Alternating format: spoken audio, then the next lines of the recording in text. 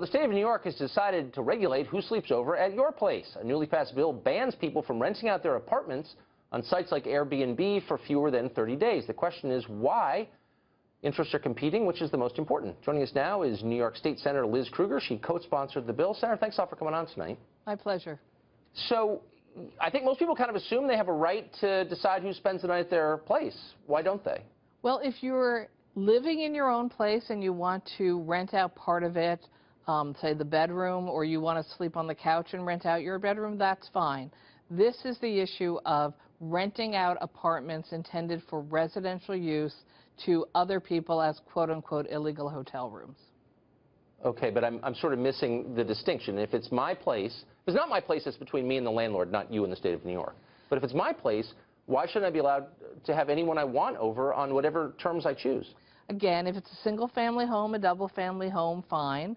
But if it's an apartment, it's not your place. It's the landlord who owns the place, and your neighbors have rights also. So you're not allowed to have people come and move in without your being there for less than 30 days. That's right. The law. That's actually been the law since 2011. Right. No, I know it's, but sometimes it's worth reassessing why we have these laws. You know, go up the mental attic, see what's up there. You know, is it still worth having? So my sense is that the complaints are not coming from neighbors so much. That can be handled more locally than statewide, but from the hospitality industry that sees a threat from Airbnb and sites like it. They're giving a ton of money to politicians. I don't know if you've taken any money from them, but lots of others have, because they don't want competition. No, right? Actually, my complaints come from my constituents, the people who live in these buildings, the 80-year-old woman who says there are strangers with keys coming in and out of my building. I'm scared.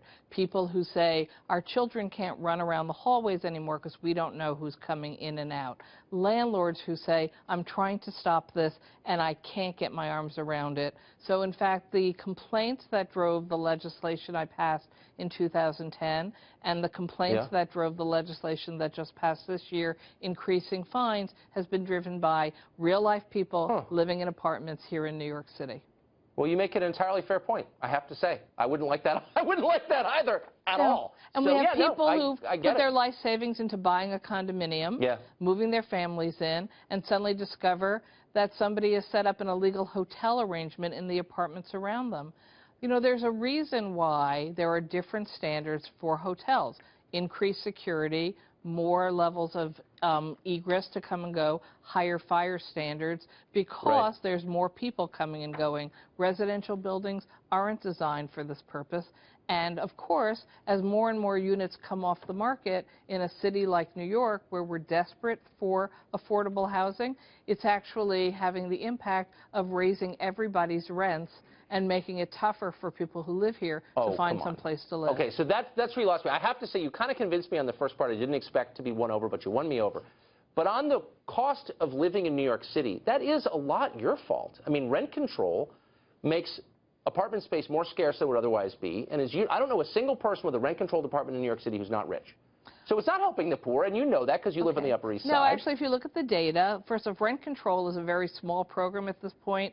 It's only people who've been in apartments since basically before 1974. Rent stabilized is the bigger universe. The average household in rent stabilized is earning about $32,000 a year. It's not the rich. And there's not one apartment that's been built since 1974 under rent stabilization where the landlord, developer said, I want to be in the program. They don't have to be. They chose to be to get tax reductions. Okay, but you know, right, so the public's subsidizing this. But you know as well as I know the neighborhood you live in. You know affluent people who live in rent-controlled or rent-stabilized apartments. You know, I know you do, because everybody does in New York City. And that's totally unfair, and it does make everyone else's rent go up. And so why not get rid of that? Because it doesn't help. It's a separate question than the Airbnb question. It is a separate question, but you raise scarcity. Fair enough. So, and scarcity has lots of answers and solutions.